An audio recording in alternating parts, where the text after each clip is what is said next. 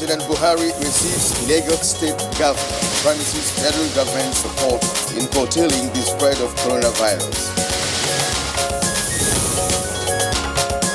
We just continue to, do what we're doing, right? And is appreciative of the fact that I had come personally to thank him and to brief him as to what we're doing. Government intensifies awareness campaign on coronavirus.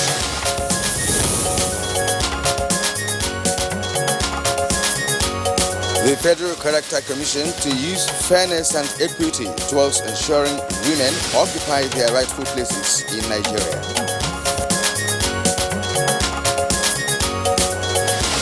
And on Good Morning Nigeria today, we shall discuss the economic implications of coronavirus. The Chinese economy accounts for about 17% of global GDP, and China is the largest trading partner for most of its neighbors, the United States, as well as many European and almost all African countries. As the world's second largest economy, a crisis in China is guaranteed to have a global effect. And Kingsley, is not just that it has a guarantees global effect, but it's already biting hard in the global business space. No question about that, Kirian. Now the world is facing a global health threat, which has also several economic implications, just as you have pointed out. We have seen global financial markets come under pressure, along, of course, with the equity markets for several weeks running now. Now, looking back at several and historical financial data, it is obvious that the pace with which COVID-19 is spreading is much more faster than known epidemics like SARS, the swine flu, and even the Middle East respiratory syndrome. The uncertainty surrounding COVID-19 has left markets and businesses uncertain around the world.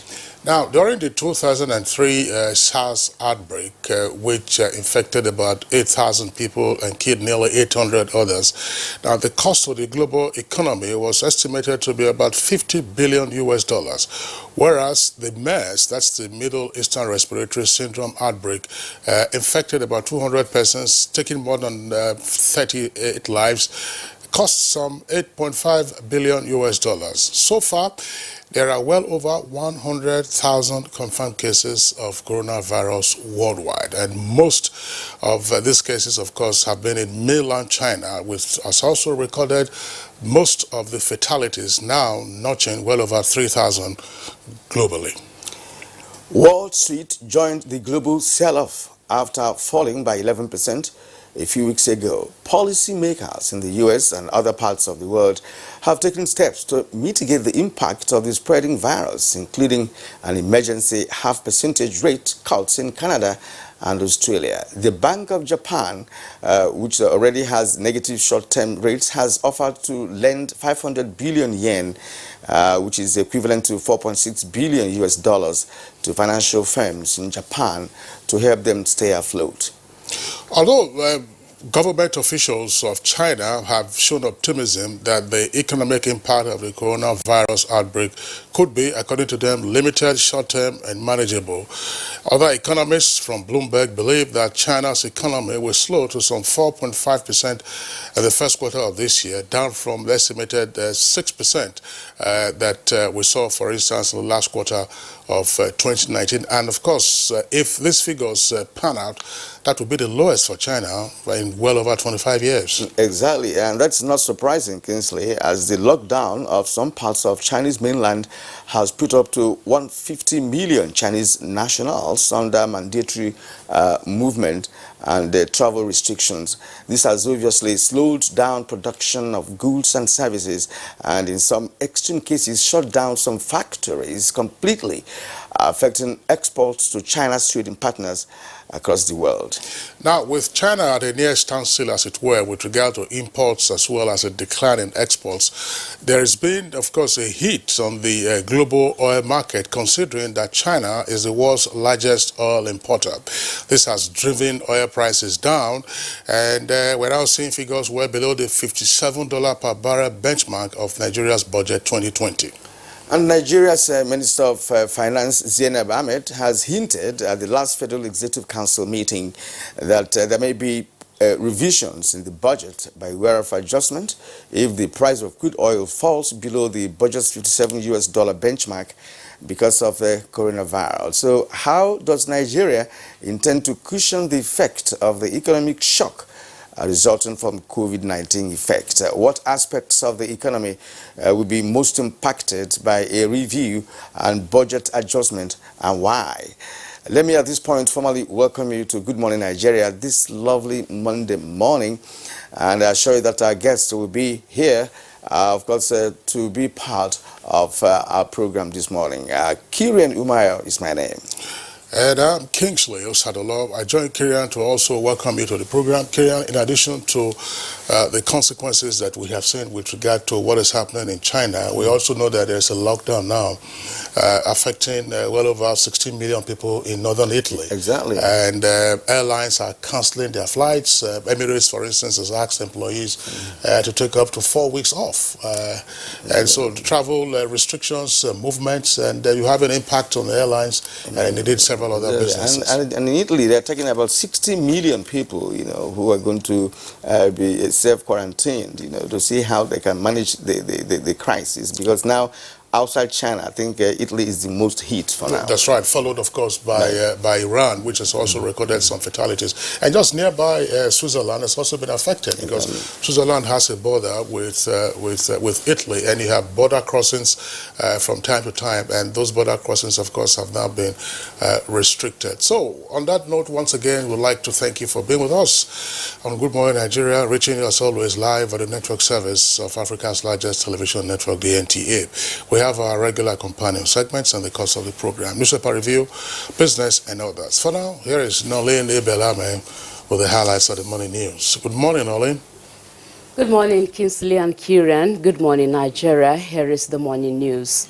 President Muhammadu Buhari is tasking the Lagos state government to sustain efforts at containing the coronavirus disease, describing steps taken so far as encouraging, reassuring, and worthy of emulation.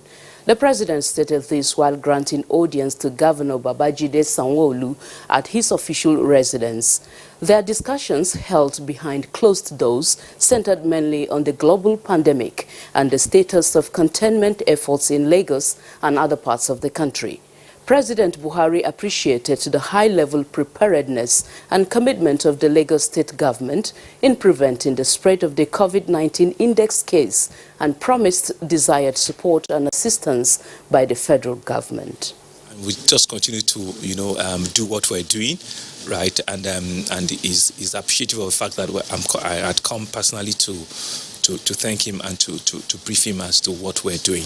We still have the index patient. I hear that he's responding, right? And for you to be completely out of it, there are a series of tests that needs to happen, right? And I think the entire medical personnel that are doing that are currently, monitoring him, and we're also monitoring the other people, the other set of patients that we have on the observation. All that is going on. The contact center calls them, on the daily basis, and if there's need be, they will also be asked to conduct tests, but up until last night, all of the cases in terms of tests that we've conducted have been negative. They're still running some tests as we speak, right, on some other cases. So we'll see how it goes. But the bottom line is that we certainly should not allow anything to drop off. Our monitoring. That's really what we should ensure. Sometimes some of these things don't give you notice. Each time when they come, you just need to be ready and be prepared for it. It's important that Lagos also continue to raise that bar. Elsewhere, President Muhammadu Buhari has sent messages to Presidents Hassan Rouhani and Moon Jae-in of Iran and South Korea respectively, and the Prime Minister of Italy, Giuseppe Conte, expressing deep sympathies following increasing incidents of the deadly coronavirus in their countries.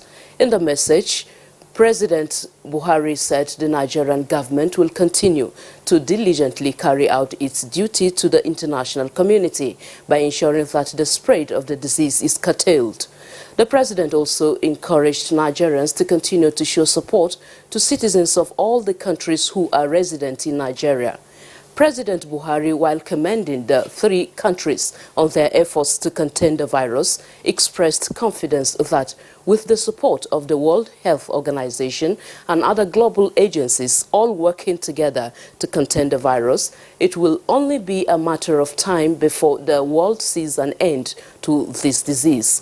The Nigerian leader noted that so far there have been no known cases of the disease on Nigerian soil, but for the penetration of a lone foreign national found to be a carrier of the virus. He also commended the diligent efforts of federal, state health officials, as well as ports and border personnel in keeping Nigeria safe from the epidemic. A statement from the Senior Special Assistant to the President on Media and Publicity, Garba Shehu, said, in fulfillment of the President's promise to give the health authorities all that they need to keep Nigeria clear of the virus, the Ministry of Finance, Budget and National Planning confirmed making the second approved payment in the sum of 620 million last Friday, bringing the total payments made so far to 984 million. And still talking health, health system and facilities have been strengthened to capacity to nip in the bud any outbreak of emerging health issue, particularly coronavirus in Yobe State. Some of the health facilities and designated isolation centers says it is a case of comprehensive preparedness awaiting action in Yobe State.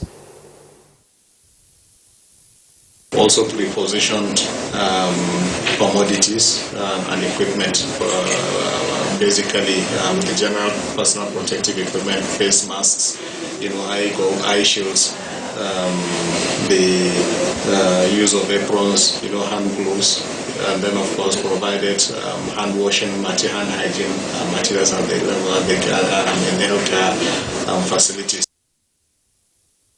However, from health to women affairs now, Nigeria's First Lady Aisha Buhari has congratulated all women and girls on the occasion of International Women's Day, which she says is not only meant to celebrate achievements, but to remind women of the need to continue playing their crucial roles towards making the world a better place for humanity. The First Lady calls on Nigerian women and mothers to pay more attention to children's well-being in a changing society. Aisha Buhari notes that as mothers, wives, sisters, role models and equal stakeholders in Project Humanity, more opportunities for the realization of full potentials for an equitable, just and prosperous society is an earnest desire.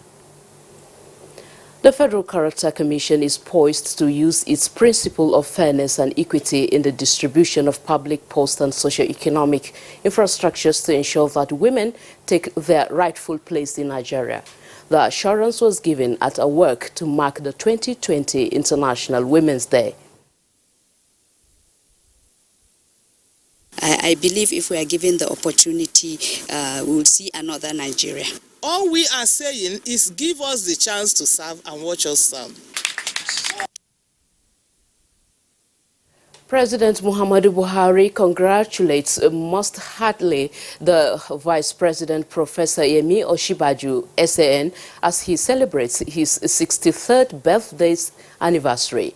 A statement from the Senior Special Assistant to the President on Media and Publicity, Garba Shehu, says in a telephone call Sunday afternoon to his deputy, the President commends Professor Osinbajo's loyalty and dedication to the administration. President Buhari notes that the intellectual capacity of the Vice President has impacted positively on the overall accomplishments of federal government, most notably in the economic and social intervention programs. The President joins family members, friends and associates of Professor Osinbajo in wishing him joyous birthday celebrations. He also prays Almighty God to endow the Vice President with greater wisdom and long life to continue to serve the nation and humanity. Similarly, former head of state General Yakubu Gowon has joined other Nigerians in wishing Vice President Yemi Osinbajo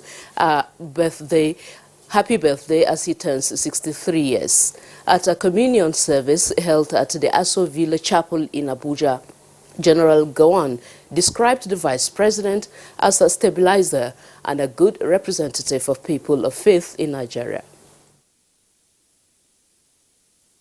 Collectively, and when everything is said, we know it is you that is standing firm, and for all of us who are of faith. And I would like to say that we appreciate you, and we know that you are doing an exceptionally Herculean job.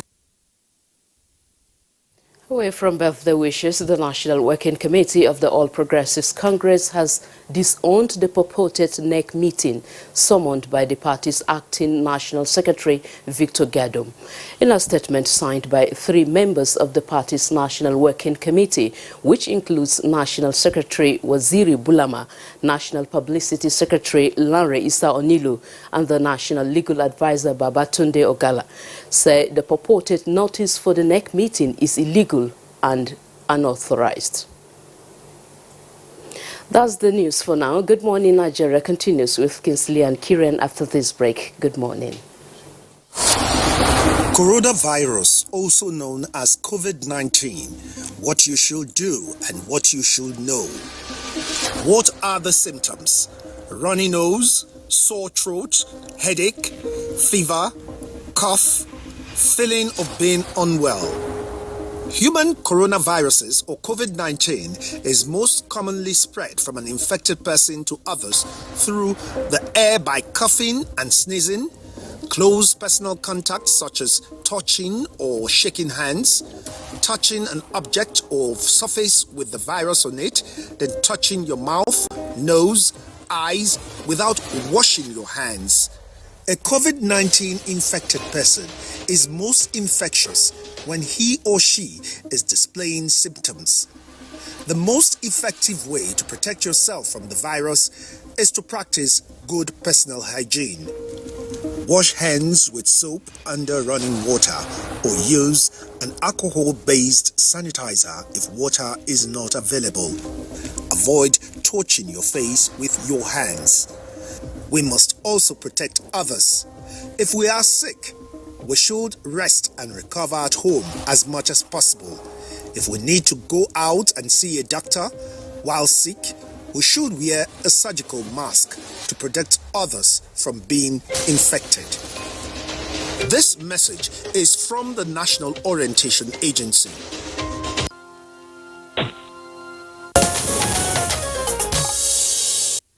This is Good Morning Nigeria, and on our business news, Abdulkarim Zurumi tells us how achieving gender parity in Nigeria can add 230 billion naira to the nation's revenue annually.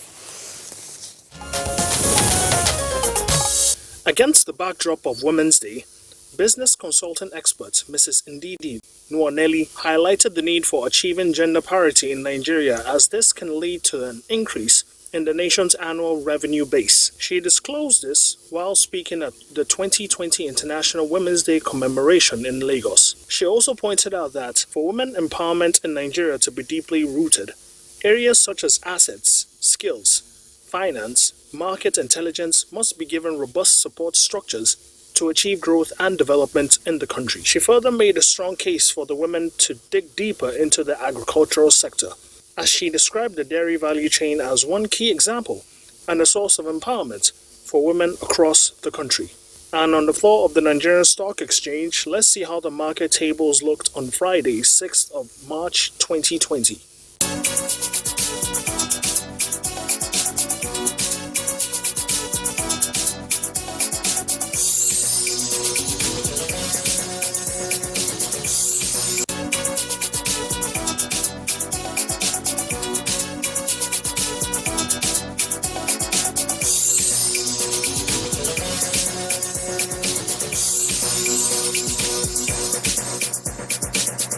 With business news, Abdulkarim Zurmi.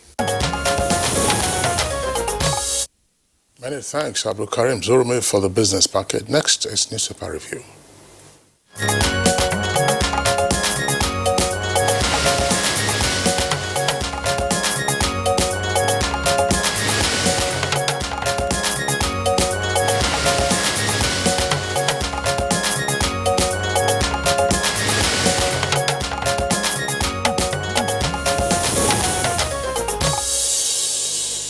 Newspaper reviewer Bayo Tebi is here with us. Good morning, Bayo, and welcome.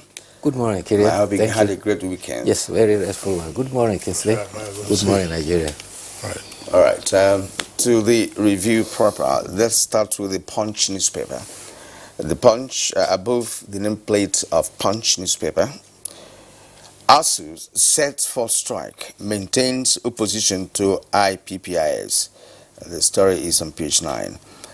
Italy quarantines 16 million people, battles coronavirus spread. That's on page 7. And of course, by the right-hand side of the nameplate, to have Buhari's appointments unfair to northern Christians, says Christian elders. It's on page 9.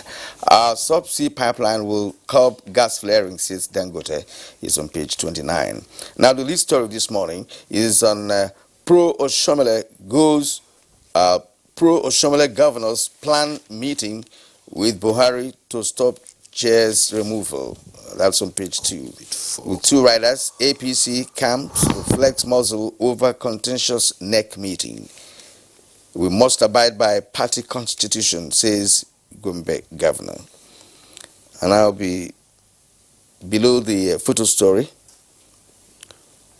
Mortuary attendant sells human skull to herbalist. It's on pages 4 and 5. Bayelsa PDP defectors will return soon. Diri, that's the governor of Bayelsa. Unilari withholds geologist certificate 24 years after graduation. That's on page 5. Family of 4 die in Kano road crash. It can be found on page 7. And a man kills girlfriend over pregnancy ownership in Katsina State. So also on page 7. Zamfara lawmaker knocks commissioner asking Matawale to join APC. The story is on page 8. Okay, Kieran, we also have People's Daily this morning. And People's Daily says below the nameplate, NCC and security agencies to nab kidnappers through phone lines. And that's according to Dambata, who is Executive Vice Chairman of NCC.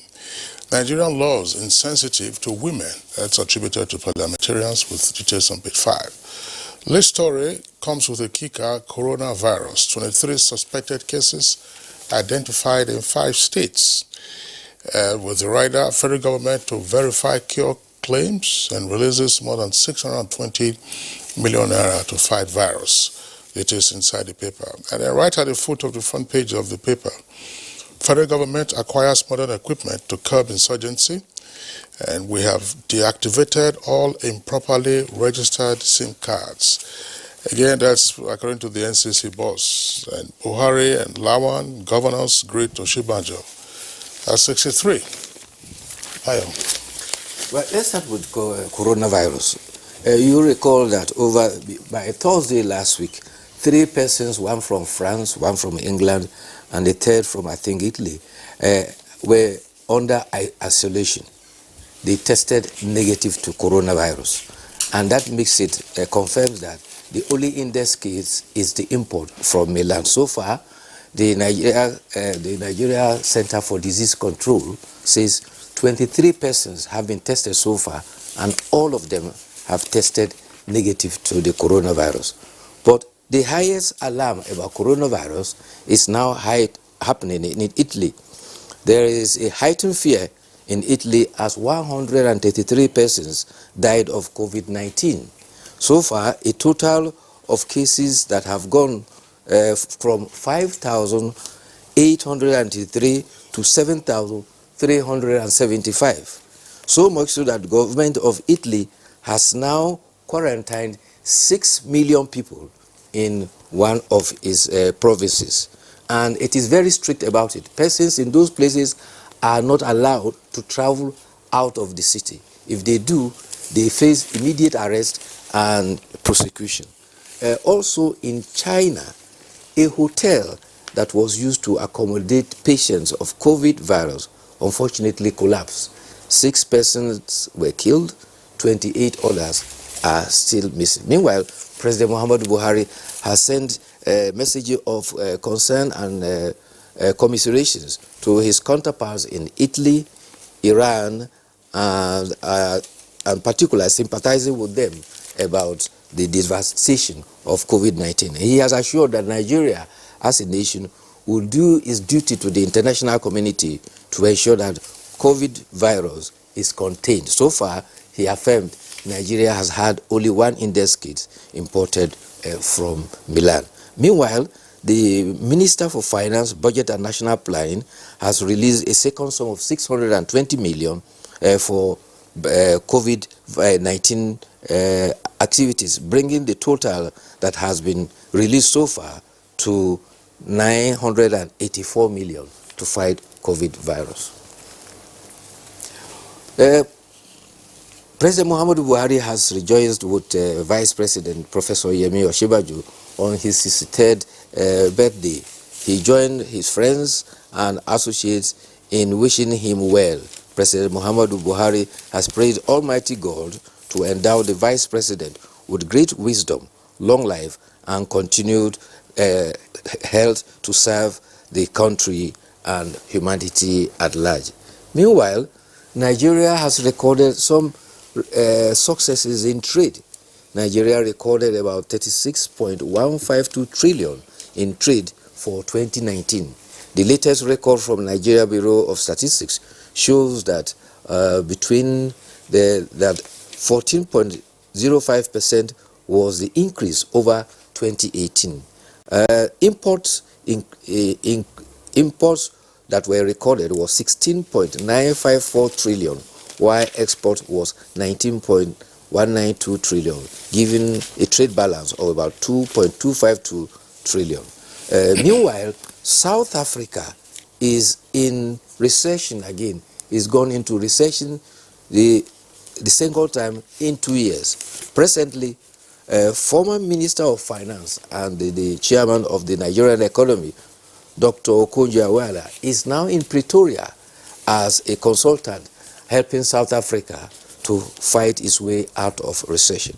President Ramaphosa has met with, and his economic team have met with Dr. Okonjo-Iweala in the area of consulting and seeing how they can pull South Africa out of its second trip into recession. All right, so let's take our editorial, and it's coming from the Daily Sun. It's at page 15.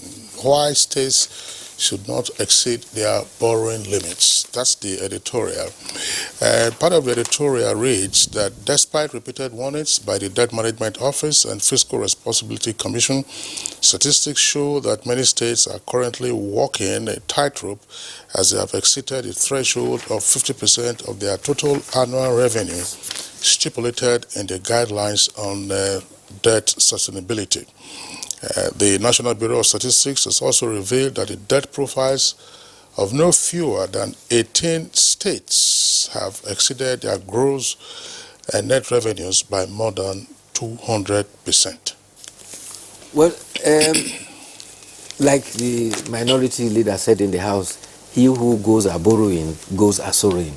But this alarm this time is coming from the Debt Management Office, following a workshop they had in Lagos, and is advising specifically to states that they need to manage their resources and also plan about the all initiatives that they make before they borrow. Don't forget that before a state borrows, it has to go through the State House of Assembly, it has to be approved, and if it is an external borrowing, like what was recently approved, it has to come to the National Assembly and be approved.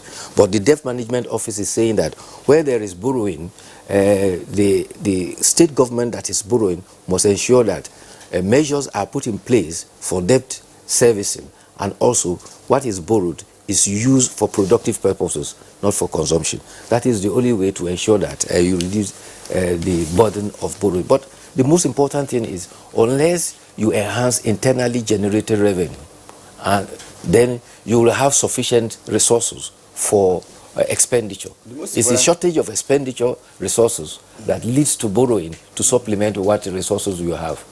Naturally, The moment the borrowing does not exceed a certain percentage of gross domestic product, I think it's about 25%, it is said to be a safe haven. But the sad thing is that most states of the Federation, with the exception of about 8 of them, are said to be not viable as a state on their own. In other words, aside the federal allocation account, they are not likely to survive on their own.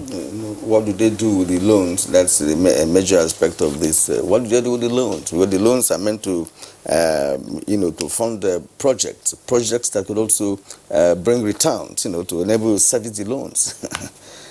And there's a very strong advice, and that advice is that state government must curb excesses in their expenditure. Exactly.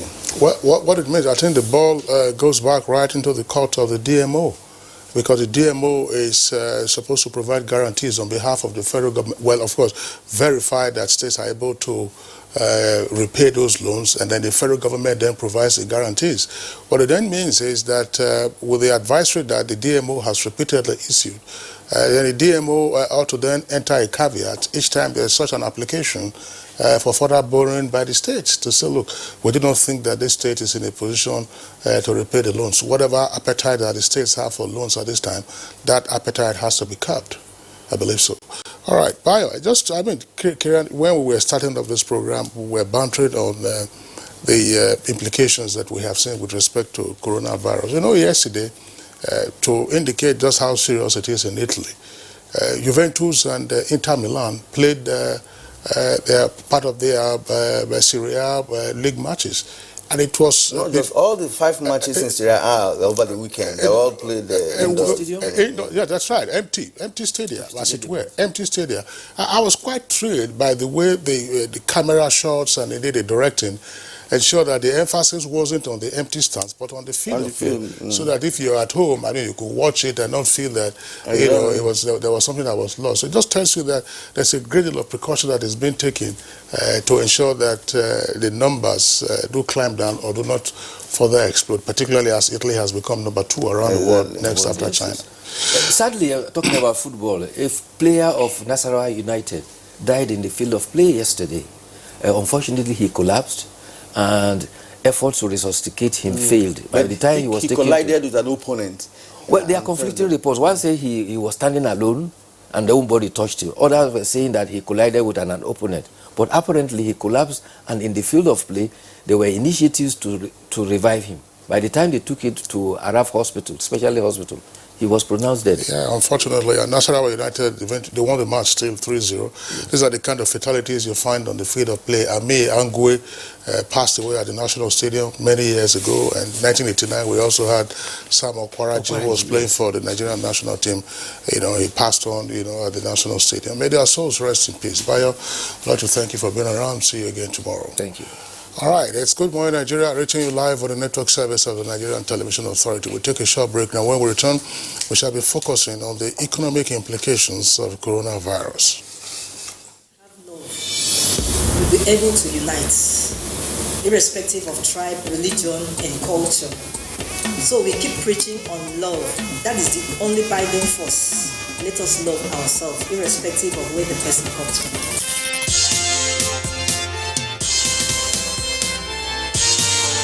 You are about to witness the commencement of the most stimulating and compelling contest on television. This contest is only for the strong, the intelligent, and the talented. Get ready for the Unity Challenge reality TV show.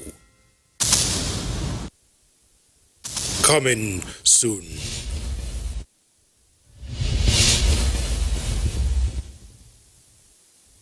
Engineering skills and technology define the quality of television transmission output. Training and retraining of appropriate personnel on the management of modern equipment is therefore a key competition strategy in the dynamic television industry. NTA TV College, Jos, invites relevant desk officers to special engineering courses as follows. 1 week course on audio engineering, operations and maintenance. Date 20th to 24th April 2020. 1 week intensive course on electrical power, earthing, lighting, uninterrupted power supply UPS, inverter and solar system. Date 1st to 5th June 2020. 1 week intensive course on studio broadcast equipment and outside broadcast operation. Date 15th to 19th June 2020. 1 week course on new technologies, optical fiber, IP technologies, automation storage and wireless technology. Date 10th to 14th August 2020. The venue for all courses is NTA Television College near Old Government House, Rayfield, Jos. Course fee 40,000 naira per participant. Accommodation inclusive. For more inquiries, please call 0803-314-4383 or 0806-980-9807. NTA TV College, Jos. Training you to be the best you want to be.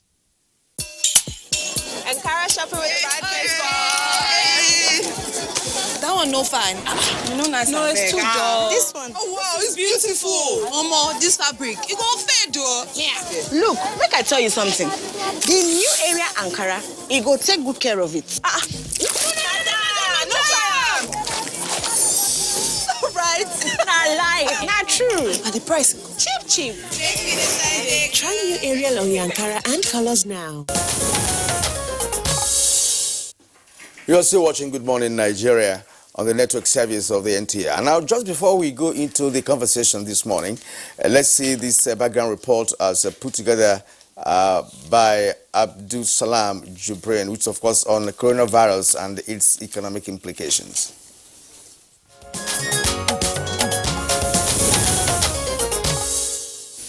As the world grapples with the COVID-19 virus outbreak, the economic impact is mounting, presenting the biggest danger to the global economy since the financial crisis of 2008.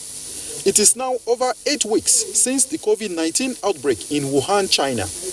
There are now more than 88,000 confirmed cases of COVID-19 globally. Businesses are dealing with loss in revenues and disrupted supply chains due to China's factory shutdowns. All prices are falling and millions of people are in lockdown in dozens of cities. And countries have begun extending travel restrictions to countries with high rates of the COVID-19 virus. Data from the International Air Transportation Association, IATA, reveals that globally, the airline industry is set to lose over $29 billion. There have also been widespread reports of supply shortages of pharmaceuticals and manufactured goods due to factory shutdown in China, with countries witnessing panic buying and consequent shortages of food and other essential items. Nigeria, having the largest economy in Africa, is also feeling the effect. Recently, the federal government announced it may review the 2020 budget in light of falling oil prices triggered by the global effects of the COVID-19 virus. The 2020 budget has an oil benchmark of $57 per barrel, but the Brent crude has shrunk recently to about $51 per barrel. Now, how does the government intend to generate income to buffer the shortfall? What sectors of the economy will be most affected by the budget review? Guests on Good Morning Nigeria will be providing answers to these shortly.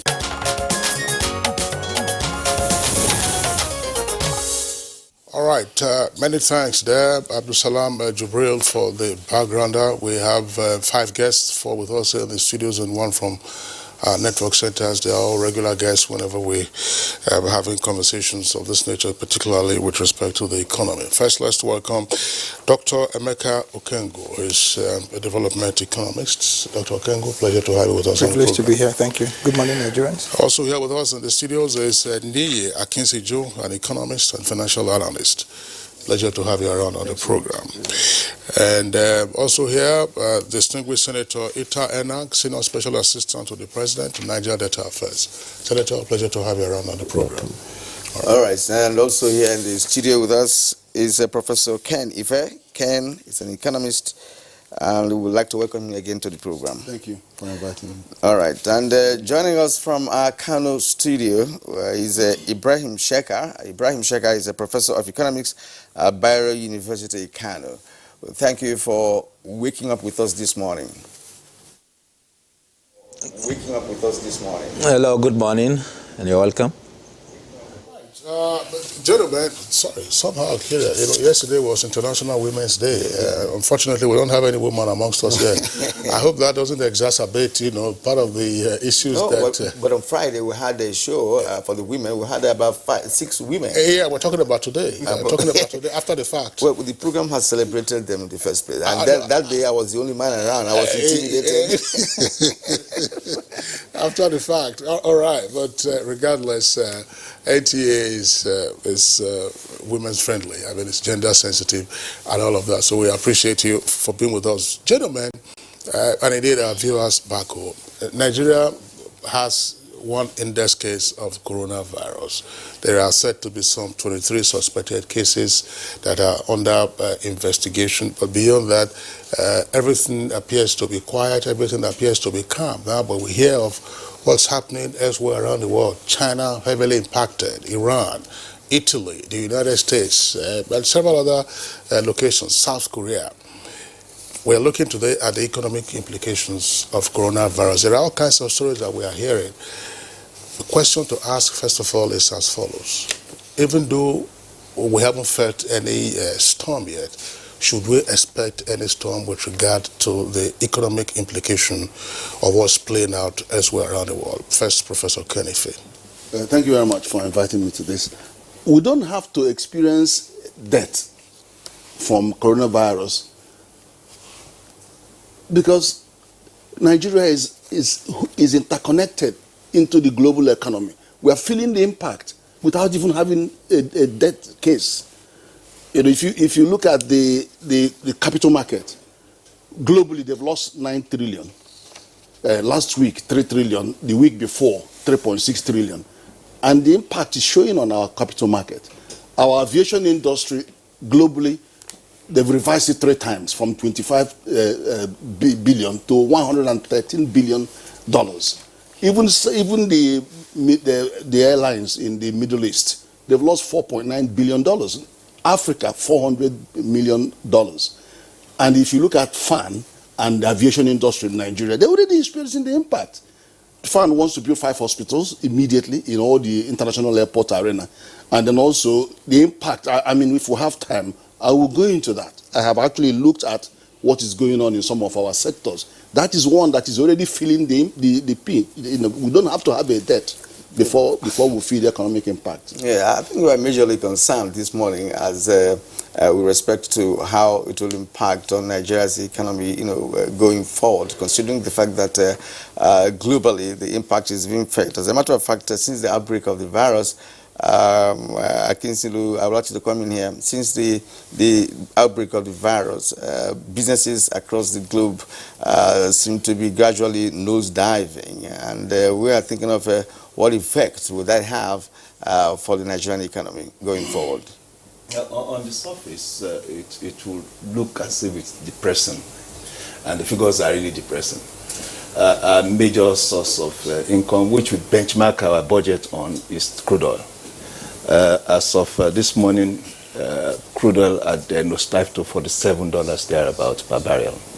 That has grievous implication for, of course, our revenue projections for 2020.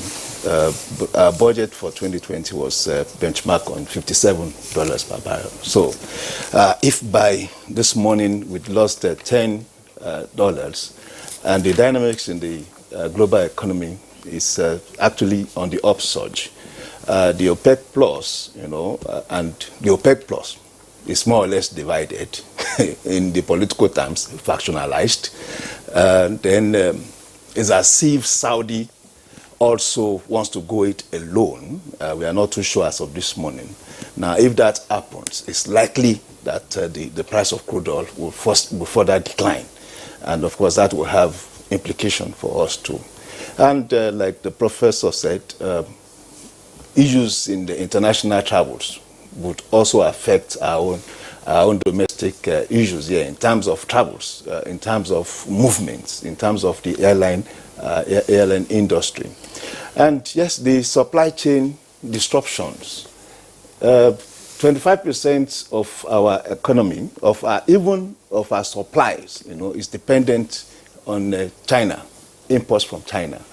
And factories in China are closing down, not for operational reasons, for coronavirus, COVID-19 reasons, because people are not encouraged, to mass at any point.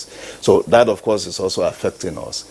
So when we look at it generally, there is that feeling of gradual redundancy infiltrating our economy, as it were.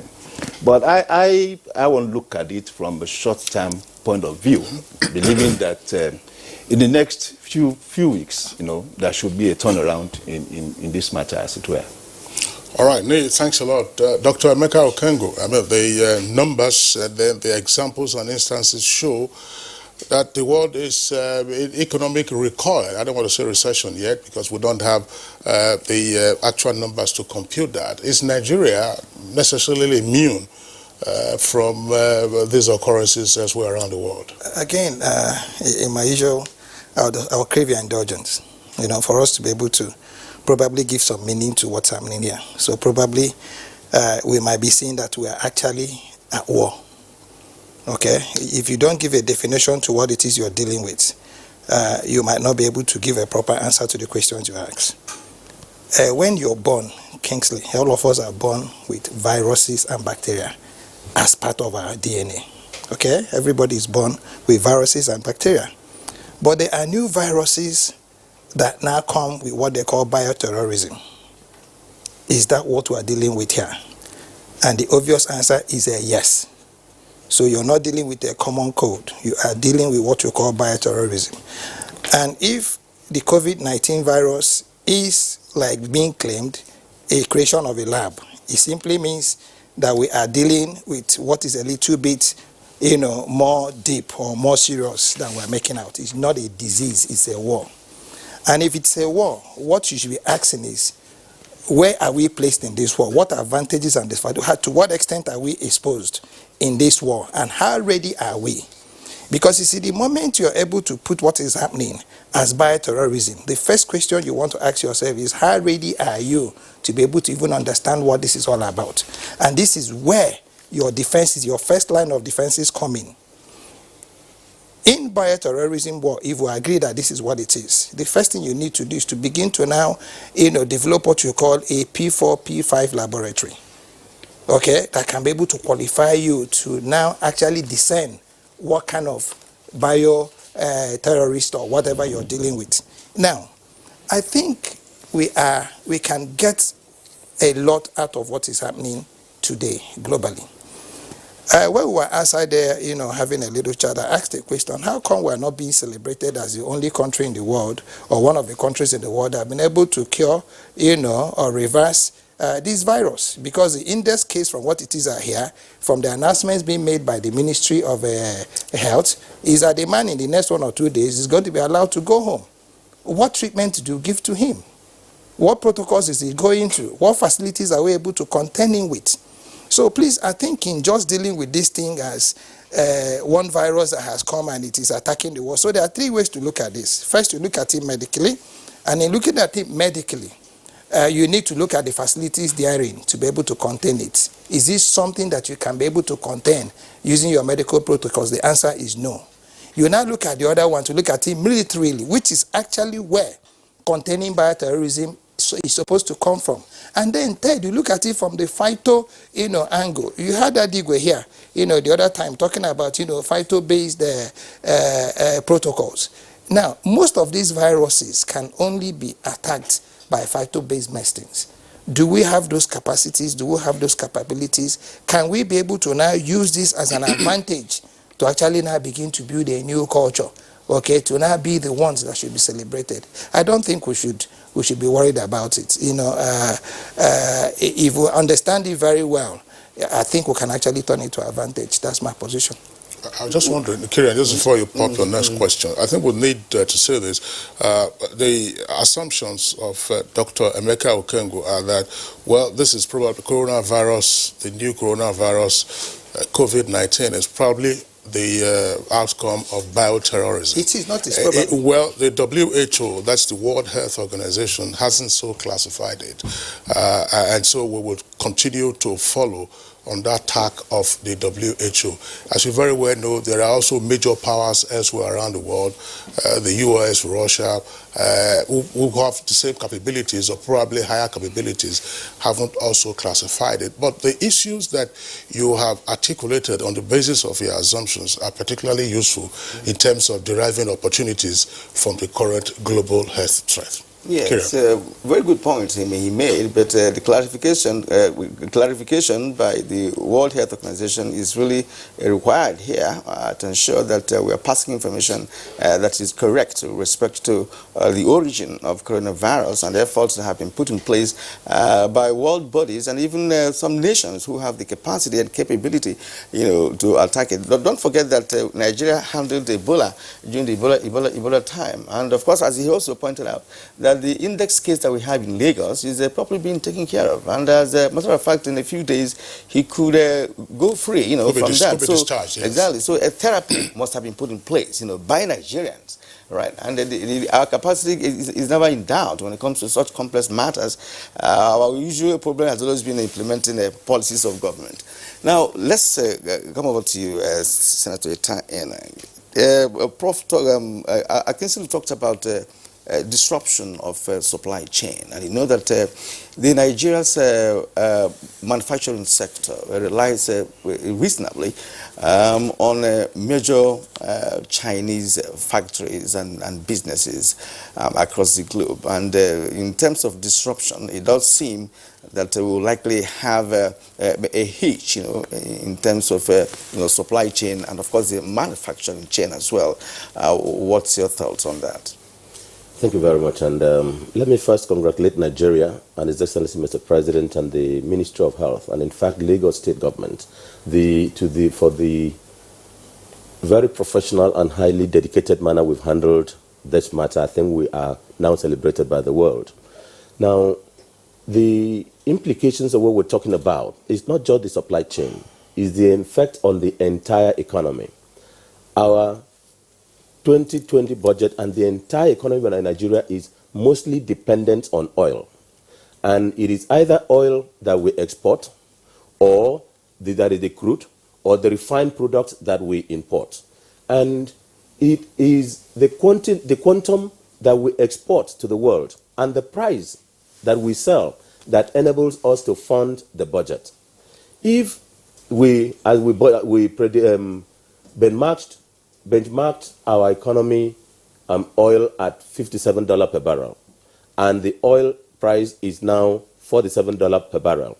And as at yesterday night, Bloomberg in their projections said, look, the oil, because of the price war, will be about $30, and if we don't take time, that it may go below the 20s. That is Bloomberg as at yesterday night in their projections. Now, China is a major country that buys our oil, and other countries of the world that buys our oil. We have produced, we've loaded. If those countries don't buy from us, then we don't have money from the purchase. It is not just the price that is important. It is, are you selling the quantity that you projected that you will sell daily? We projected that we'll be producing 2.3 million barrels per day. And we projected the price of it, and that is how we arrived at 10.5 trillion naira budget. Now, a lot also of the non-oil revenue, the one that inland revenue will generate, what customs will generate, what we will have from gas, also depends on world demand, not just our supply. Now, the effect of it now in the Niger Delta is that, as at some days ago, a lot of the foreign personnel who are from indexed countries are beginning to feel the effect. I wouldn't go into it for certain reasons. And so even their comfort to go on with our partners, with Nigerians, is being threatened. That's number one. Number two,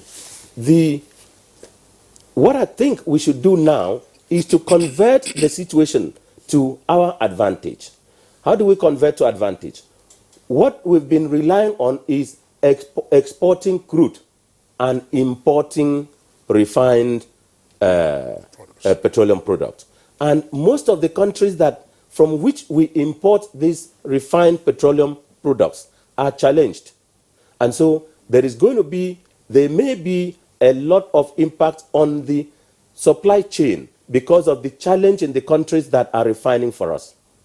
There also will be the effect, but we can convert that to local advantage by increasing our local refining capacity.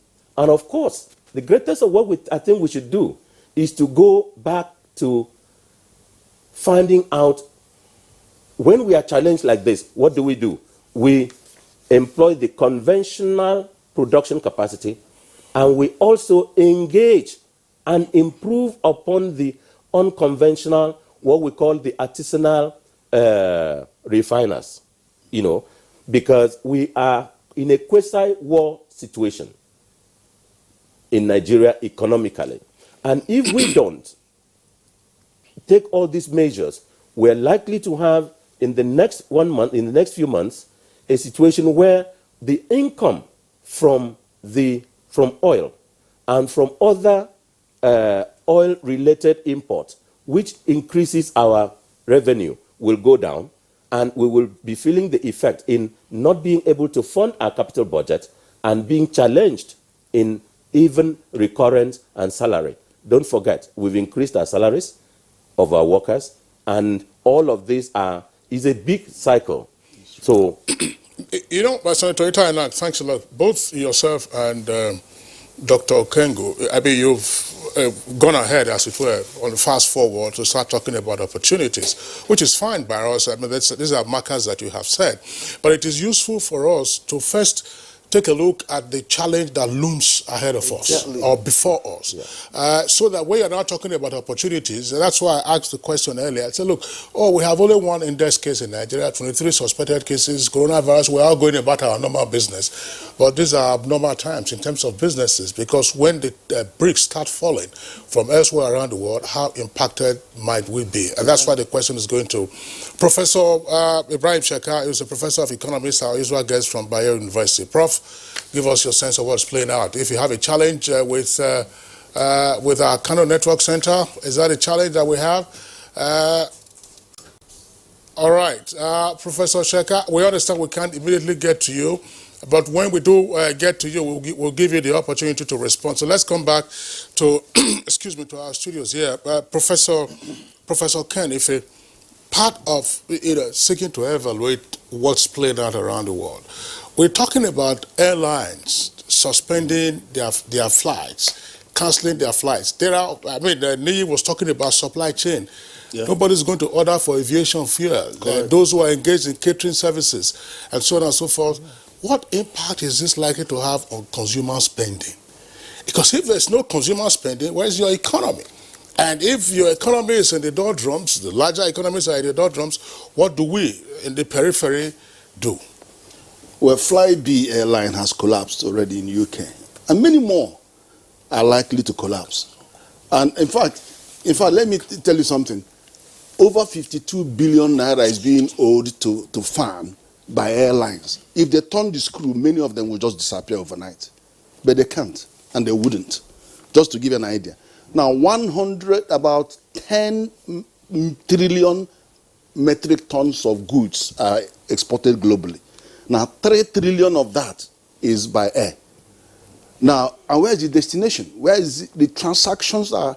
A lot of it is to come from China, and they have the disruption. And the most hit countries are the European bloc and the American bloc. They are the ones that are most hit by this. You see, Nigerian traders are crying in tears, saying that they can't help their goods, and that they're already crying just because they're not having the shipment. And if you look at the manufacturer index, the purchaser manufacturers index for China is dropped from about 52 to 26%. And then the non-manufacturing index dropped to 29. America even, their own has dropped to 49 and is still going down further. That is an indication of the health or the manufacturing sector. And we are not immune. So when you drill down on what are potentially going to happen to the aviation industry, you see the drop in the passenger traffic because the flights going in and out of China, nobody wants to take that risk. Then you also have the goods coming in and out and how dependent. And in fact, when you look at a car being built, you talk about thousands of spares.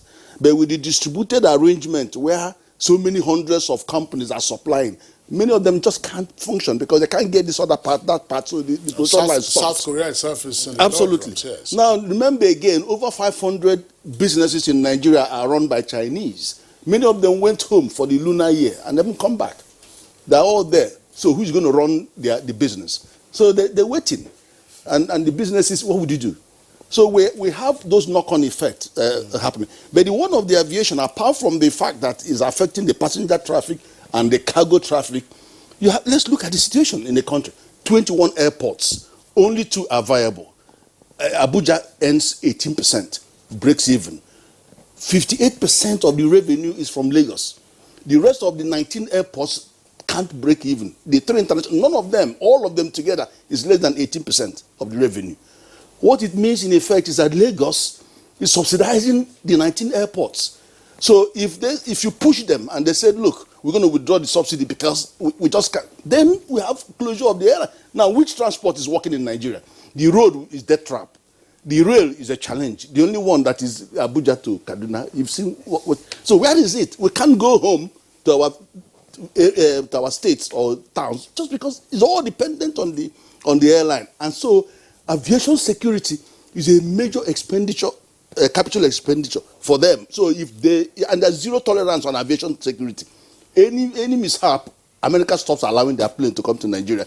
All of us will start going to Ghana to travel out of Africa. So it's a big challenge, and I can understand why the president is actually asking the National Assembly, please take them out of the revenue, out of the remittance, for this reason. And now there's an urgency, because you just have to wait until we have those before you start. So we have to do something immediately, and I'm saying that the president should use executive fiat to just suspend their remittance so that they can pump. They have all the revenue, they pay all their staff salary, all the infrastructure required. Now, if Lagos supplies and supports the industry, now what is the state of Lagos airport itself? You have lifts that don't work, you have the escalators that don't work, you have the air conditioners that don't work. Very soon, other things will kick in. So I think the impact is there, and we are seeing it stare us in the face. Yes, and we are trying to work hard and see how we can mitigate the impact. These are the reasons for this conversation this morning. As rightly pointed out, that yesterday I heard that the aviation industry has already lost $150 billion presently. That's its losses presently. And while other airlines are still locking down, and some are asking their staff to take unpaid leave and what have you. Let's go to Kano, where we have Ibrahim Sheikh. Ibrahim Sheikh, you've listened to other guests who have made some submissions this morning from different perspectives. But to freshen up your mind, we have talked about supply chain disruptions, low manufacturing index globally, and of course the aviation disruptions that we've also talked about. In your view, what are the implications? You know, because Nigeria, of course, is part of the globe, and we are not entirely, insulated, from what is happening. So, what's your own view on the implications of the downturn in the economic environment globally? Well, thank you very much. Well, that reminds me of what happened in 2008 when there was a financial crisis in America. The radicals among us were happy that the leading imperialist country is collapsing and other countries will survive. We told them that if America collapsed, the next day other countries will collapse, because more particularly Nigeria, where America was one of the major buyers of our product, oil. And if we do not sell oil, certainly the next day Nigeria will be in crisis. So this time around with the coronavirus, what happened in China and what is happening in Italy and Iran, I think the next country that will be devastated seriously is Nigeria. Not until people start dying here because of the virus, but because of the fact that as it has started manifesting. We depend on oil to earn over 90% of our foreign exchange, and the demand has gone down. And unfortunately, like my colleagues have reported, there was a crisis in OPEC. Saudi Arabia is threatening to produce 11, 12 million barrels, and they have even gave some discount in their price. There is now a price war in OPEC. And as we know, when the price slashed down to about $47 a barrel, the Nigerian government have started deciding of, tampering with the budget. And of course, we know in that budget, we projected that about 2.4 trillion naira is coming from oil. And that money is not coming now since this problem has started.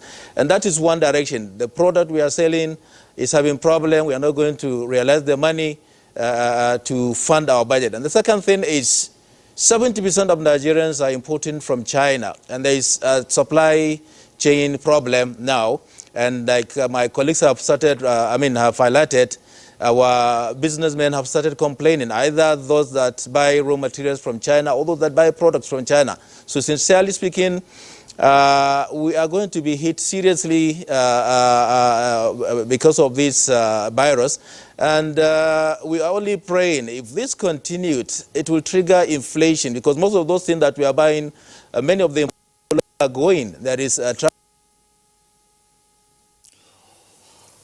All right, shame. We lost Professor Sheka there. We'll get that rectified in a moment and then return to him so that he can continue. Professor Sheka, we would like to hear more from you.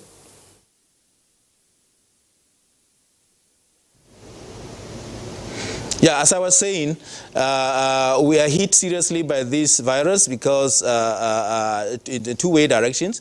One, because we are actually having a problem with the major product that we sell and make our money to fund our budget. And then secondly, because of the disruption in the supply chain, we are going to have a lot of problem. If the virus, if the problem continues, certainly the supplies, most of the importers depend on Chinese products. So if they cannot afford, we are going to have a very serious crisis. We are going to have a very serious inflation. Already, the figures have started rising. The inflation rate has started reaching 12% as against in the previous quarter. So certainly, the implications are that our Nigerian economy is highly vulnerable. And this is exposing our weaknesses, our lack of diversification. Relying on this product. As soon as they shock supply or demand, we have problem. Sincerely, if I suggest, I may even suggest, since we are in the mix of us now, there is an advisor to the federal government. I think we are taking a wrong policy direction with regards to our agriculture as one way of diversifying the economy, emphasizing on production of rice, sinking billions of naira to produce rice. Yes, it is good. If we produce enough rice, we will conserve our foreign exchange. But the implication is that we do not have comparative advantage in rice production in Nigeria. Our rice being produced in Nigeria is still selling 18 naira per 50 kilogram, 18,000 naira per 18 kilogram bag, while the imported Indian or rice is selling 7,000 naira around Niger, around Benin, and so on and so forth. So if we are taking a product of rice as one of the commodities that will support dollar, certainly we are making mistake, because we don't have advantage in that. Nobody will buy Nigerian rice if we want to export it. Niger will not buy, Ghana will not buy, because they already have cheaper commodity around them. We should look for a commodity that we have comparative advantage to rely upon to support oil. If we continue to remain like this, certainly the economy will be vulnerable to all this kind of shock. Whenever anything happens in any of the major countries, Nigerian economy will be affected. All right, Professor Ibrahim Sheka, thank you very much there for your comments. But you made what some persons would probably find rather curious. You say Nigeria doesn't have a comparative advantage in rice production using the price per 50 kilogram bag of rice. Now, suppose the imported rice is the result of dumping, and therefore the prices are far cheaper than what we have. And exportation of locally produced rice isn't our priority. Our priority is to attain self-sufficiency in the first instance. And I think that message has been repeated several times. But the points you have made are noted regardless. We'll return to you in the course of the conversation. And one of the points you earlier made has to do with our historical experience. And my question is going to Nia Kinsiju, and the other guests here in the Abuja studios may also respond to this. When we had the global financial meltdown in 2009, about a year or so before then, our own stock market had gone under. Now, it was part of our bragging rights in 2009, that's about 11 years ago, that while the rest of the world was embroiled in a financial meltdown, Nigeria appeared to have been insulated. And this went on for a while. Do the numbers and indeed the fundamentals 10 years on guarantee that Nigeria this time might also be insulated, assuming there is indeed a financial and markets meltdown in terms of equities elsewhere around the world on the basis of what we are seeing in terms of, if you like, the panicky reactions to the coronavirus? This typically describe what you call a global headwind, against the economy. And what we missed in 2009 was principally a lack of both monetary policy and fiscal policy, interventions in the capital market as at then. Now, and I am hoping that now we would, of course, given what the Honourable Minister for Finance said about revising, the budget 2020 midterm revision, I think that shows a capacity for intervention, and that is what we need, as it were. And let me quickly also make reference to the loan that was just approved by the Senate, 22.7 billion thereabouts. A number of us are very, very excited because for me, I think that is a process of diversification and, of course, increasing our capacity for productivity. But unfortunately, $17 billion of that money will be coming from China, from China Exim Bank. And the Minister of Transport reported that the April 2020 commissioning, official opening up of the Lagos-Ibadan railway, Standard Gauge Railway, will not be possible because the Chinese experts cannot resume work. Now, that tells me that $17 billion may likely be tied up, locked up somewhere, and that has implication because it is what we need at this time is money and, of course, interventions like that. But going forward, I think what is needed now is first a reality check. Nigerians should know that we are going into a period of challenges, economic challenges. And this has nothing to do with government. It is international, it is globally defined. And therefore, we should start looking inward, at the government level, at the individual level, at the corporate level. We should start having a change of paradigm thoughts, in terms of our supply chains, and of course, start looking at the demand gaps and how we can commercialize those demand gaps. I will not agree with the Prof. Nkano's thoughts on the rice thing. For me, the rice, what we've had in Nigeria is a rice revolution, and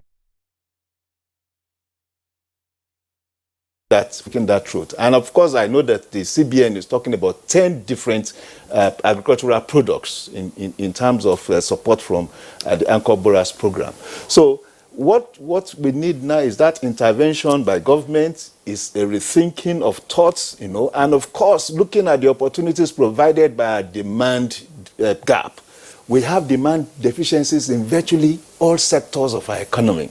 So it is just time now for entrepreneurs and corporate business bodies, manufacturing bodies in Nigeria, and I can link up with what the Manufacturers Association of Nigeria said about 3 months ago, and it's as if they were looking, into a crystal ball to determine what will happen 3 months after, when they said specifically that the much access to foreign exchange by Nigerian manufacturers are making them to move away, focus from backward integration back into importation you know, and of course it reflected in a balance of trade in quarter 4 2019, where for the first time since 2016 we had higher importation figures than exports. So now there is a need to start concentrating on our backward integration, you know, policies, as it were, that had been encouraged by the government. And of course, the truth of the matter is there is a lot of commercial opportunities available in the gaps, you know, in our national demand gaps, either in the manufacturing sector, in the agricultural sector, you know, or even in the mining sector, or even, you know, in the oil and gas sector. There are so many things we can still do with our oil and gas domestically while we wait for the global economy to take shape, as it were. Yeah, gentlemen, you know, so far so good, and I'd like to bring in Emeka Okengwu here. We've listened to other guests. In your opening response, you know, you talked too much about coronavirus being a biological conspiracy theory and what have you. But the reality of the matter is that the virus is with us, and it's biting so hard and affecting the globe, you know, economically. China, for instance, China is a nation where about 50% of manufacturing companies or industries across the globe have one plant or the other in China, churning out all manner of products. And from China, it's also being exported all over the globe, and Nigeria inclusive. By the way, majority of our manufacturers rely to a large extent on raw materials from China. I'm still concerned about the manufacturing sector. We have talked about the oil and all the, you know, what government should do or not do in terms of oil. But then there are other areas of economic well-being. Talking about manufacturing, I want you to come into this based on the fact that the manufacturing sector in Nigeria is also going to suffer a setback. And all those importations that we rely on China for are going to be, you know, jeopardized to a reasonable extent. So, what, in your opinion, you know, should be the kind of paradigm shift that you would expect from government and the business community in Nigeria? Thank you, Kieran. First, I think it's important. We're talking to Nigerians, and everybody has a phone. And I would implore anybody who's watching to just simply do a simple Google. Okay, viruses that are classified under bioterrorism. You will find Lassa fever there. You will find Ebola there. You will find smallpox there. Okay? So it's important that when you're dealing with these issues, you just don't look at them from an academic perspective. You must be able to go a little bit deeper to be able to look at them from what you call the politics of international economic relations. China has become the very big bull in the China shop. And China is taking down the world and taking down the world very fast. Remember that this is not the first attempt at stopping China. You remember the story of the toys? When there was this outcry that the Chinese toys had chemicals and that it was not fit for children. I remember that before this happened, the Chinese government had slaughtered over 20 million of their pigs. Okay, so there's a history to what is playing out here. But let's get to the manufacturing sector so that we can be able to answer this directly. What is manufacturing? Okay, it is the production of goods, right? And then for you to be able to manufacture goods, you need inputs. Now, let us go to the agricultural sector that everybody is talking about. Prof from Kano had made some very important and salient points. Okay, what he was just simply saying is, let us segregate this thing. And if you're talking about the agricultural sector, you're talking about 4 major streams, if you may, where you have your medicinal plants, okay, where you have your cash crops, where you have your food crops, okay, and probably where you have your livestock, the crops. Now, you have a country of over 200 million persons, over 60% of them in the youthful age. Everything that goes into the manufacturing of drugs, okay, comes from 2 aspects. Either they are synthetic or they're organic, all right? The ones that are curative, 80% of the times come from organic components. The ones that are now used for treatment would come from your synthetic. A lot of the things that you're bringing in from China, why is the world going the way of nutritional medicine or nutritional medication? It is because of your capacity to be able to produce organic products. I'm going somewhere, sir, so that we can begin to actually see the advantages into this matter. And again, each time we talk about coronavirus, I want us to look at numbers. Am I worried about coronavirus? Of course I'm worried about coronavirus. Everybody should be worried about coronavirus, but we need to look at statistics of a country that has 1.3 billion persons, less than 99,000 cases, over 65% of them totally reversed, not treated. Okay? Now, from statistics even coming from World Health Organization, the mortality rate of coronavirus is less than 3%. And it is usually at about an age range. Okay? And this is to the old people. And that's what I said in my beginning statement. If we have an Italian who is, from what they claim in the social media, in a mosquito-infested facility, and the virus is not building, okay, it simply means that we might be arguing, I'm not a medical doctor, that this virus might not be organic. Okay, it might be synthetic. And it might be for a particular reason. So what I'm trying to say is that, remember that we've always run this subcontracting model in Nigeria when it comes to our manufacturing. Now, question will be, Adigwe of NIPRID, I listened to your program with him. Okay, and he said that they had in their facility developed a medication, okay, for the treatment of sickle cell, and another one for the treatment of diabetes. I happen to have a relationship I'm trying to build with them through the Ministry of Science and Technology. You will be shocked, I'm not going to be the one to say it here, that what they used in finding that cure for diabetes, okay, is just from two major ingredients. What is it? Bitter leaf and what they call scent leaf. And it is curative, it is not for treatment. So imagine a situation where our country now has the capacity to be able to commercialize just those two things. I will give you another shocker, my brother. And this is important for us to note this. In our agroforestry, which is abundant today, we have a lot of eucalyptus trees. And a lot of Nigerians do not know that the mentholatum our parents used that were very, very efficient came from eucalyptus oil and shea butter. We are talking about manufacturing. Niyi mentioned the mining sector. What is a vehicle? What is an aircraft? What is a machine? Okay? They are made up of three components: minerals, metals, and steel. Okay? Under your metals, you'll be talking about aluminum et al. And of course, the technology. So I think for me, for us not to begin to overburden ourselves with what is going to be happening with our budget, we need to begin to develop new economic streams. Usually, before now, our cash crop used to give us more than oil could ever give us.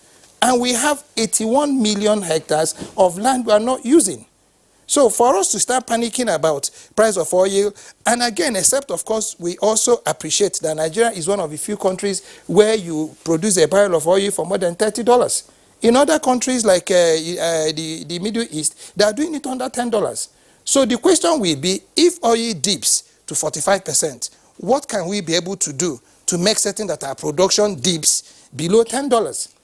Okay, these are the kind of economic arguments to be shared. Not if coronavirus does not have. Hey, Kirian, we all grew together in this country where we had chickens neck bending. When NH5 came, chicken walk off. They slaughtered the whole chicken. Me and you held our own. Our parents asked us to kill it. We cooked it and we chopped it. What are we talking about here? Well, you know, Dr. Okengwu, thanks a lot. That one that the fowl's neck used to turn, it's called Newcastle disease. So who did they kill? Newcastle. There was also coccidiosis, you know, in agriculture. But, you know, if Kirian and I were on set earlier this year, when the coronavirus incident was breaking, and we said, look, why is it that China appears to be the incubator for a number of these ailments, these new viruses? There was SARS, there was swine flu, and then, of course, now you are having the coronavirus. But you've repeatedly referred to NIPRID. The DG who was our guest on Good Morning Nigeria a couple of weeks ago said a few things with regard to what they're doing. But just last week, just to add to what you have said, NIPRID was also part of the briefing by the Honorable Minister of Health, because there's this periodic briefing now, and NIPRID indicated that they have also developed locally produced hand sanitizers, and that manufacturers, should get in touch with them. So if you went to the shops and you didn't find hand sanitizers, don't worry. That NIPRID is also in the process of doing that. That indicates local capacity. I know that Professor Ikenefe has been itching to say something. Yeah, you asked a question bordering on macroeconomic policy in relation to how the 2008 was handled. 2009, yes. 2009. Yeah, what happened was that Sanusi was the CBN governor at that time. His approach was radically different from what America was doing. America's approach was quantitative easing and financing the balance sheet of the banks, and that money found their way to foreign countries, and we benefited by having huge sums coming from America on our portfolio investment. And that was because the interest rate went down and they had the money and they were at liberty to use the money, and a lot of it got invested outside. So when they started tapering on the quantitative easing, then they see the money started going back. That's why we started feeling much later the money going back. But what Sanusi did was to set up AMCON. And then AMCON targeted the debt itself. So yes, the banks benefited, but they targeted the debt. So the AMCON was buying the non-performing debts. So it was actually hitting. That's why they had to call Sanusi to U.S. Congress to come and tell them what he did different. So it was a practically different approach. So but now, where does that leave us in terms of strategy? No. For now we are the fiscal and monetary policy aspects need to be looked at now. Already, the senator has brought the issue of the impact on fiscal policy. The declining revenue from oil and the impact it would have on budget. But we also have to look at how our monetary policy response. What kind of monetary policy response are we going to have? And what other areas are being affected? The government just bought in about 2 trillion of the debt, of the pension fund, and you saw the impact. And even the CBN open market operation, where they excluded the private sector, you saw overnight the resources moved to capital market, over 15%. But then you also saw a reverse coming in. So what we are seeing now with interest, even the interest rate, deposit rate dropped 1%. Now and the inflation is 12.15%, 12.15%. Now investors are now going to be hit with a lot of liquidity coming from people actually cashing in on the stock market. Where is that money going to go? If we don't create a national savings bond that gives people an incentive to lock down that money for the next 5 years, then you're going to see more influence on inflation. Inflation is going to go up because you have monies moving around looking for where is now you can get 2.5% on a deposit rate in Europe and America, and you're getting 1% here. And you're getting 1%, and you're going to have an inflation of 12%. So you're actually going to pay somebody to keep your money. So some of that money may begin to look for dollar to go away to where they can invest them, because they have much, much lower inflation rates. And then they can go to import and start importing and selling. Not everybody will want to use their money to go and start producing productive activity. I mean, not at our age. You may want to find somewhere to cool the money and then enjoy your retirement, right? And go and start investing in productive activity. That's where you would actually expect people to go. But it's not going to be easy. So we're going to see heavy impact on monetary policy. And then we're already exhausting our options on monetary policy. So fiscal policy has to move in. And then you have a better coordination between the two. Well, that's fine. That's another subject that we have to drill into. I just want to, Kieran, I know that you can piggyback on what I'm about to ask Senator. Senator was talking about the opportunity. Fine, we have our imports regularly. For instance, crude oil that we export, we import refined petroleum products for us to expand our capacity. What is the current state of the 4 refineries? Right. Those 4 refineries are ordinarily supposed to have been revamped. Do we have the capacity to take advantage of what is playing out? Suppose those refineries we are importing from, I don't know where they get the oil from. Those who have the licenses, they know what they do.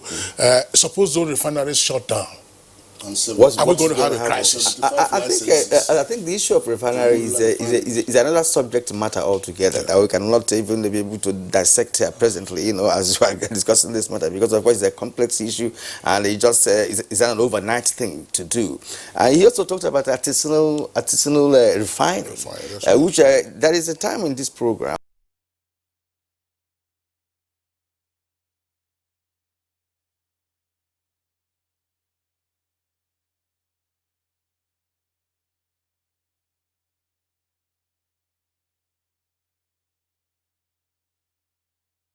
Nigerians. On the Biafran side, they were refining oil without having a refinery, to deal with that. So that's a different matter altogether. But I hope that this issue of coronavirus is not going to be exposing our illiteracy or weaknesses in terms of our inability to have diversified this economy over the years. Yes. Over the years, because it's a good thing that the current administration is thinking and seriously, working assiduously towards diversification. Now, the Minister of Finance just a few days ago announced that the government is going to revisit the budget, and of course there should be some revisions here or adjustments, so to speak. What are the areas that you think that such adjustments will be able to make impacts to contain, the effect?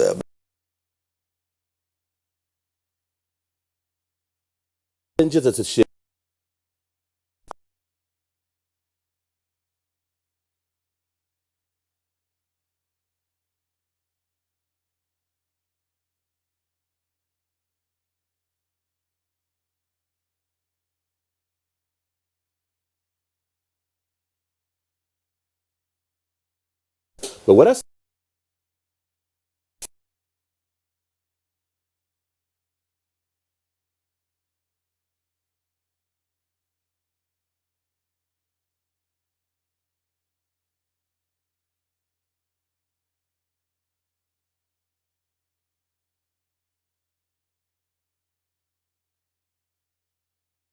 by virtue of office engaged with the artisanal refiners, those we call illegal refineries. I've had about 4 or 5 meetings with them officially.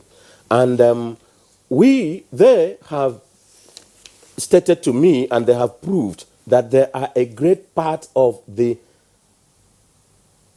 refined product that we have in this country, mostly diesel, and a small percentage of it, the petrol and kerosene.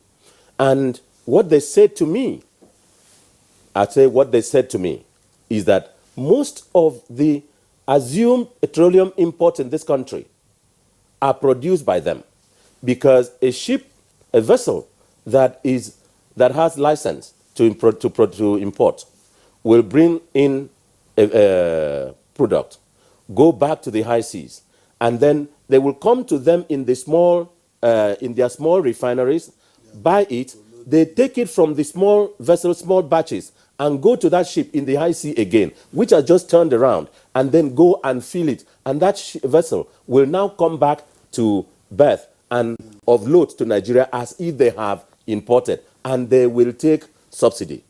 Now, the subsidy in this country in 2019 was estimated to be between 1.3 and 1.5 trillion naira. 1.3 and 1.5 trillion naira in 2019.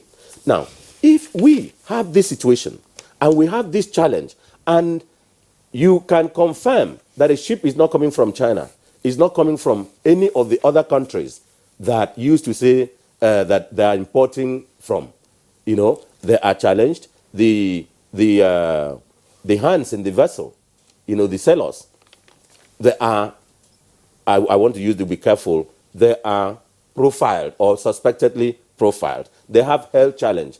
If they are challenged in that ship in the course of bringing in oil, Nigeria will be affected by those who come in, with that. No, it's going to be a chain that is going to affect the confidence of importing refined product from those countries. What then do? We now have to engage formally and officially, as I'm doing, with the artisanal miners, and then tell them, artisanal refiners, and then tell them, look, we engage with you, produce for us. The people in their engagement with me tell me, look, they don't need the market. They have the market. You just allow them to produce. And they have the capacity.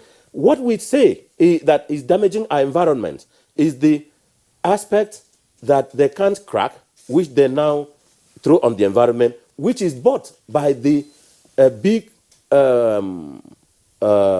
construction companies they use in producing bitumen. Those companies still buy it from them. Most of the construction companies today in Nigeria buy diesel from the illegal refineries and they supply it officially at 170 naira, whereas the official price of the normal price of diesel is 250, 200. But they will give you LPO at 170. Now, which means that there is capacity in Nigeria. Now, if we go into this now with them, we will not be paying the subsidy.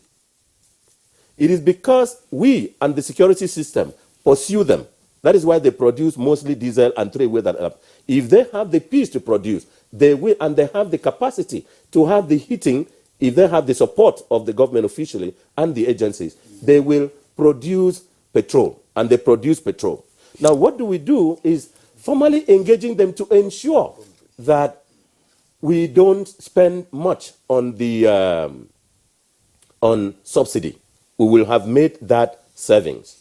And then in addition to it, we vie into other diversified areas of production.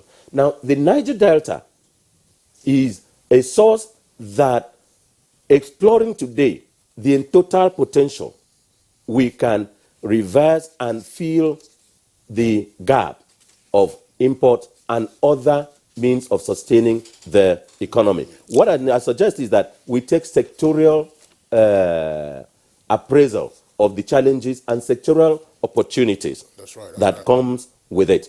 I don't agree with the prof that said that we're doing something wrong with rice. I agree that the imported rice is cheaper. I had an opportunity some 3 weeks ago to visit the Abuja port in Uyo, in Akwa Ibom, in Oron, in Akwa Ibom State, and I'm doing other ports. You see, in some of those areas where they are bringing in these imported products, you find the rice at 12,000. In Abuja, in Mbo local government. But when it gets to Uyo, it is sold at 17,000, while the local rice sells at 19,000. Now, those countries that are we're importing this rice from have challenge now. So it is either you are importing the rice plus the coronavirus, or those countries are not even producing for you to import. So it is better for us to improve and work on all our capacities now. All right. Yeah. All right, Senator Ita, thank you very much. But there's no evidence here from the WHO or indeed from other monitoring agencies. I apologize for that. Indicated that you can find coronavirus in grains. But I know that was. I got it. It was a metaphor. It was a metaphor. Yeah, we appreciate the point that you have made. We're taking a short break now. When we return, we'll take your tweets and then also continue with the rest of the conversation.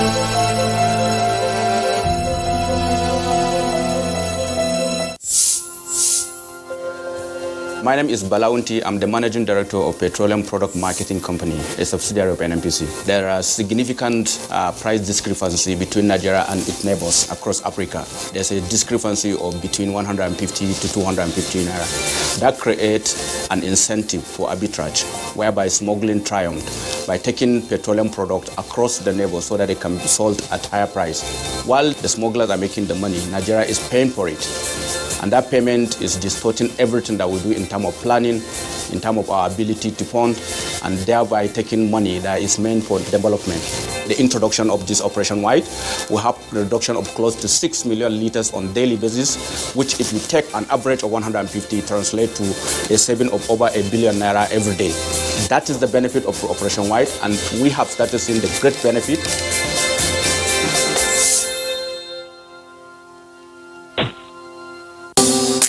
Can I see your particulars, sir?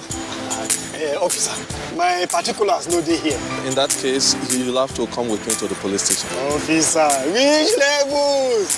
Where I for find you something make you take arrange your weekend. What? Offense number 1, driving without particulars. Offense number 2, trying to bribe an officer of the law. I won't harass Nigerians or take bribe. Change begins with me. This message is brought to you by the National Orientation Agency in conjunction with the Federal Ministry of Information and Culture. All right, welcome back, and I said good morning, Nigeria, live on the network service of the Nigerian Television Authority. Well, let's return very briefly, Kirian, to Professor Ibrahim Sheka in our Kano Network Center. Professor Sheka, I mean, apart from the other options that have been suggested, one thing that we've had to put up with for the past 7 months or so now has been the closure of the land borders with our neighboring countries. In light of the looming economic issues, I don't want to say challenges just yet, of the looming economic issues, and the fact that Nigeria has also indicated that on the basis of the outcome of the report on advice by a tripartite committee, then President Muhammadu Buhari might be sufficiently minded to reopen the borders. Now, against the background of what we are expecting in terms of the consequences economically of coronavirus, should we tarry a while before reopening our borders? Well, thank you very much. I think before I answer this question, let me quickly clear the air about that issue of rice that I mentioned. What I meant is that if President Buhari will be asked today on why he is pursuing this diversification program, I'm sure he will answer, and the answer is he is doing it in order to find a way of supporting the petroleum sector as the major source of foreign exchange to the country. And to do that, certainly we have to diversify through agricultural sector and manufacturing sector, and then try to produce commodities that can attract dollars, that can be exported and make some dollars out of them. It is quite okay if you produce rice, if you produce other commodities in order to save the foreign exchange that are actually being wasted in importing them. It's okay, it's a step forward. But that is not sufficient. We have to produce commodities that can directly fetch the dollars. Things like, as we are so happy now that government say we are self-sufficient in rice production, what of commodities like cotton? Our textile industry, the second largest employer of labor apart from agriculture, is suffering because of lack of input. So if the same emphasis will be placed on cotton, just like Central Bank had started, so that we can have enough cotton to serve as input to our textile industry, the so-called backward integration, I think that will also help. At least most of the things we import from China are textile products. If we can produce them here, and probably even by the time we are self-sufficient, we even export them, that would be good. Things like granite can be also produced and exported to make dollars. I think these are the things that I was trying to mention. It's not bad to produce rice and be self-sufficient, but what I'm trying to show is that in terms of exporting, we cannot export rice. We don't have the potential to export rice and make money because the commodity has a lot of challenges. There are cheaper commodities in the world.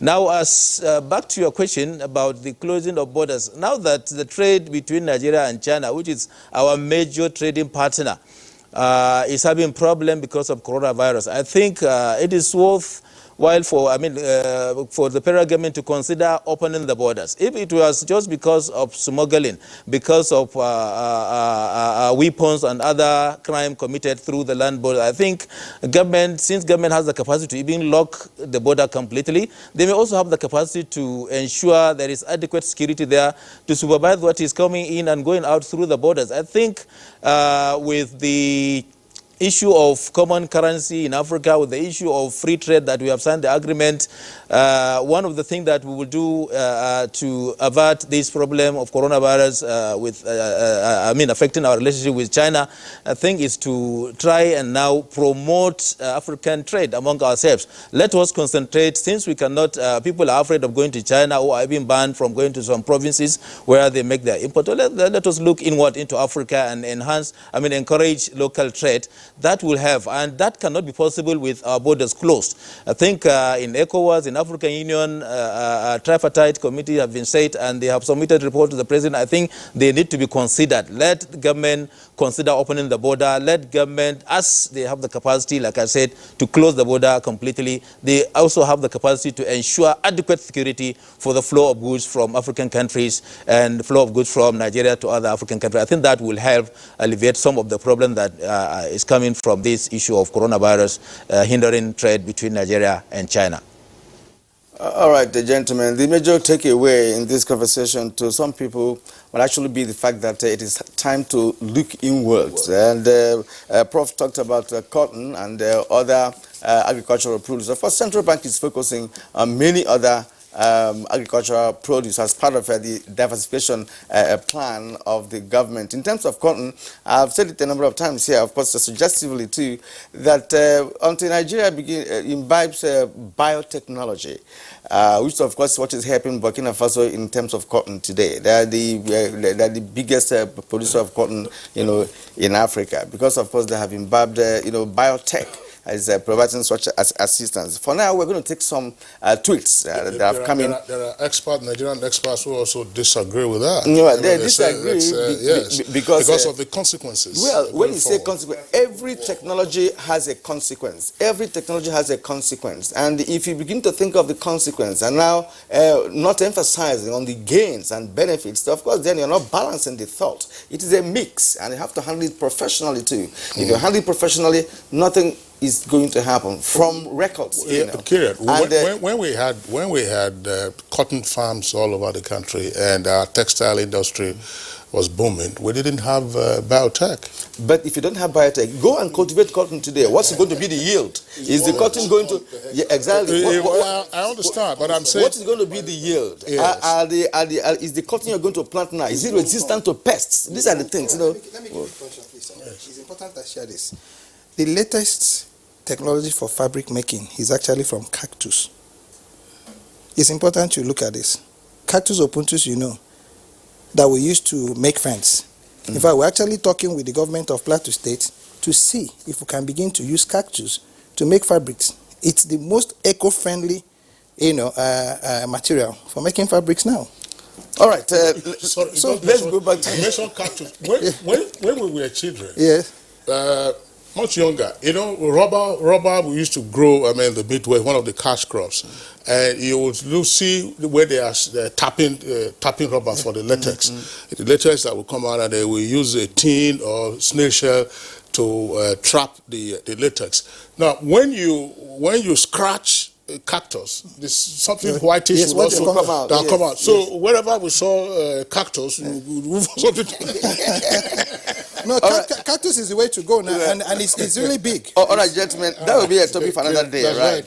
For now, we have tweets. Let's quickly look at the tweets that people are making their own contributions. Law Alpha says Nigeria's response to contain the outbreak is commendable. Even state governments rising to the occasion immediately.